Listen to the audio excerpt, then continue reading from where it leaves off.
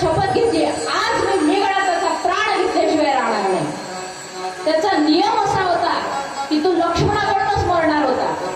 कारण त्याला इंद्रदेवानं वरदान दिलं होतं की जो 14 वर्ष उपवासी राहील आणि 14 वर्ष अनिद्र राहील, म्हणजे झोपणार नाही, त्याच्याच हातातून तू मरशील,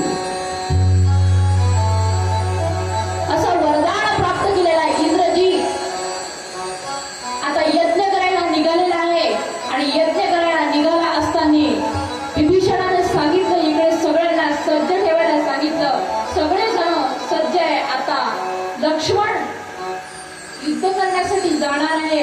त्यांच्यासोबत काय वानर होते, नर नील असे वानर घेऊन गेले.